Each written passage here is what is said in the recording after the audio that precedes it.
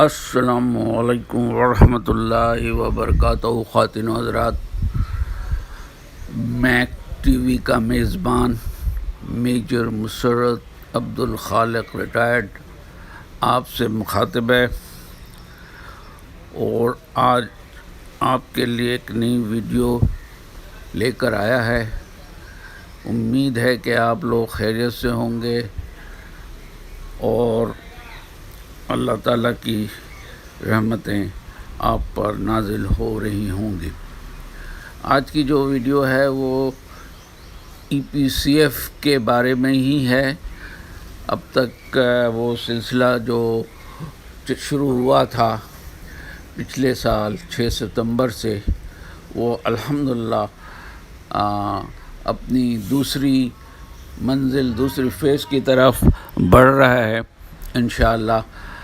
उससे पहले कई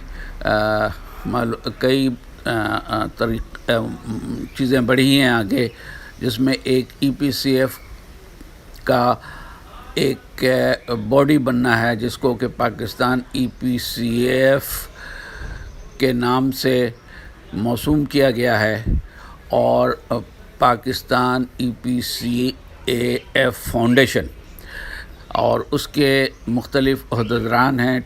टोटल 18 ओहदेदारान पूरे पाकिस्तान से हैं और ये फाउंडेशन भी पूरे पाकिस्तान के लिए है, ऑल पाकिस्तान। तो मिलिए आज के मेहमान, जनरल सेक्रेटरी जो EPCF पाकिस्तान EPCF फाउंडेशन के जनरल सेक्रेटरी हैं और औरंगी में रहते हैं और ये वहाँ पर माशाल्लाह काफ़ी फ़ाल है।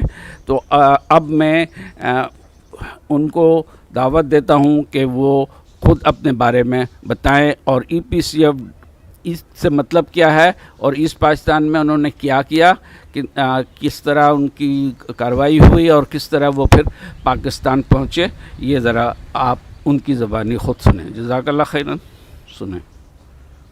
अस्सलाम वालेकुम जी, मेरा नाम मोहम्मद शमसुद्दीन है और मैं पाकिस्तान EPCF फाउंडेशन का जनरल सेक्रेटरी हूँ और इस तरह से पूरे पाकिस्तान में लोग मतलब कि काम कर रहे हैं। तो जैसा कि जनरल साहब, मेजर साहब ने सवाल रखा है कि EPCF का मतलब क्या और क्यों ये बना और हमने वहाँ क्या किरदार अदा किया है। तो पहली बात तो यह है कि मैं 1971 मार्च को याद करूँगा कि 1971 मार्च जो है वो वहाँ के उर्दू बोलने वालों के लिए बहुत मुसीबत का वो महीना था और वहाँ पे जो EPR जो ईस्ट पाकिस्तान राइफ़ल वहाँ पर जो बनी हुई थी, तो वो उस वक्त गद्दारी की और गद्दारी करने का मकसद ये रहा है कि वो बांग्लादेश को, मुजीबुर रहमान को वो सपोर्ट कर रहे थे। इस तरह शायद वो EPR कहलाता, EPR ईस्ट पाकिस्तान राइफल्स कहलाता था। फिर बाद में जब वो हुआ तो उसके बाद उन्होंने EPCF किया और उसमें आप लोगों को, उसमें हम लोग गए, शामिल किया और भर्ती किया। उस वक्त हमारी जो लाइफ थी वो स्टूडेंट लाइफ थी, चूँकि पाकिस्तान को हमारी ज़रूरत थी और हम जाकर जेसोर में, मशरक़ी पाकिस्तान का एक शहर है जेसोर, वहाँ भर्ती हुए। अब भर्ती होने के बाद कोई 20-25 दिन का ट्रेनिंग था और ट्रेनिंग देने के बाद हमें चूहाडांगा, जो 4 विंग है, मेरा विंग नंबर 4 है और मैं सिपाही रैंक का आदमी हूँ। तो उस वक्त चूहाडांगा से मुख्तलिफ़ बार्डरों पे हमें भेजा गया, वो हम वहाँ पर पाकिस्तान की हिफाजत के लिए। मगर इसमें जो सबसे पहली बात यह है कि आज या उस वक्त जो हमने देखे हैं, आई विटनेस, मैं खुद देखा हूँ और वो ये देखा हूँ कि गांव और देहात में जब हम जाते थे और मालूम होता था कि यहाँ पर मुक्ति बाहिनी आए हुए हैं और इंडियन आर्मी उनके साथ है, तो हम रात के वक्त अम्बूस लगाकर बैठते थे। मगर उस गांव और उस दिगर गांव में औरतें और मर्द नहीं होते थे। मालूम करने से ये मालूम होता था कि ये लोग इंडिया शिफ्ट कर गए, क्योंकि वो बॉर्डर से भी काफ़ी फासले पर होते थे वो। मगर उस गांव में रात के वक्त वो मुक्ति बाहिनी और इंडियन फोर्स आकर कर अपना वहाँ पर मोर्चा बनाती और हमारे मतलब कि आर्मी के ऊपर वो फायरिंग करती है। ये आप क्या समझते हैं कि जो वहाँ गैर बंगाली थे पूरे इस पाकिस्तान में या जहाँ पर भी थे, तो उनको भी आगे वो टारगेट करते थे, उनकी भी किलिंग करते थे? सुना बहुत मैसेकर किया सांताहार में भी और आगे पीछे बहुत ज़्यादा वो हुआ, तो वो आपने देखा, आप उसके ऐनी शाहिद हैं? सांताहार में गया हूँ। सांताहार 1971 मार्च जो है, मैंने आपको बताया कि 1971 मार्च में सांताहार का किलिंग हुआ और वहाँ पर जो कुएँ थे ना, कुआं जो है वो बिहारियों के सरों से भरा हुआ था। और इवेंट्स की यह है कि हमारी पक्की आर्मी जो आर्मी थी और वो अपनी फैमिली के साथ थे, वो भी महफूज नहीं रहे, उनकी भी बीवी बच्चों को मारा गया।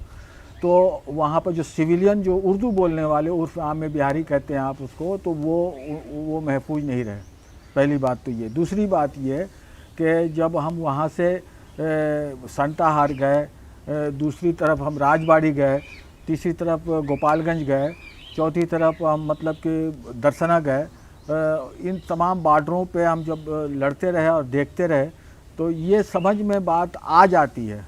उस वक्त मुझे समझ में नहीं आती थी, मगर आज जब बात ये समझ में आती है कि जो बांग्लादेश की हुकूमत जो इल्ज़ाम लगाती है कि हमारे औरतों पर ये तशद्दुद हुआ या पाक आर्मी ने ये काम किए और इस तरह से बहुत सारे लोगों को किल किया गया, समझ में बात वो नहीं आती। बात ये समझनी चाहिए कि 1971 16 दिसंबर के बाद क्या हुआ। जब ये बात बांग्लादेश हुकूमत कहती है कि हमारे लोगों का ये हड्डी है और सर है, ये पैर है, तो उस वक्त तो कोई हुकूमत नहीं थी। ये पैर और हड्डी इकट्ठा किसने किया? ये हड्डी और पैर और सर जो है ये बिहारियों का है, जिसका सबूत ये है कि 1971 16 दिसंबर को जो बांग्लादेश बन गया और वहाँ पे जिस तरह से कत्लेआम हुआ है, वो तमाम लोग जो उर्दू बोलने वाले थे उनका कत्लेआम किया गया है।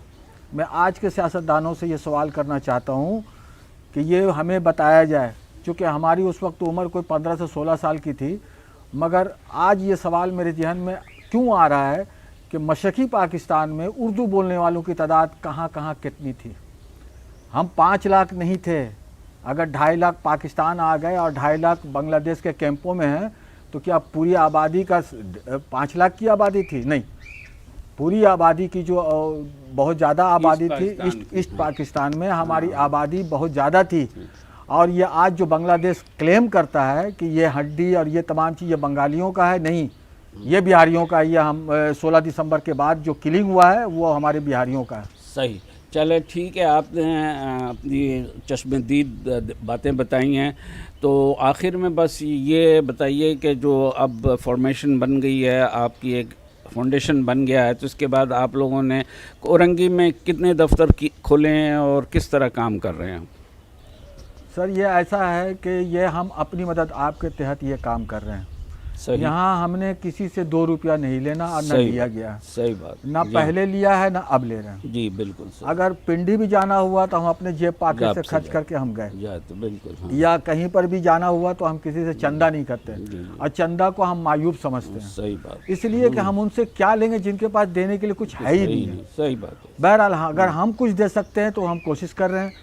पहली बात यह है कि ईसा सिद्दीकी साहब जो हमारे यहाँ सीनियर वाइस प्रेसिडेंट हैं, मुकीम साहब पंजाब में प्रेसिडेंट हैं, हलीम खान साहब जो हैं वो चेयरमैन हैं, कोरंगी में हैं। तो इस तरह से पूरे पाकिस्तान में ये ओहदेदार बैठे हुए हैं और हम काम कर रहे हैं। अच्छा, पहली बात तो ये है कि हम ये भी देख रहे हैं कि हमारे जो EPCA जो बहुत ज़्यादा उम्र के हो गए हैं, तो हमारा कोई मुतालबा नहीं है। हम आपसे, हम अपने महकमे से, आर्मी से मुतालबा नहीं करते।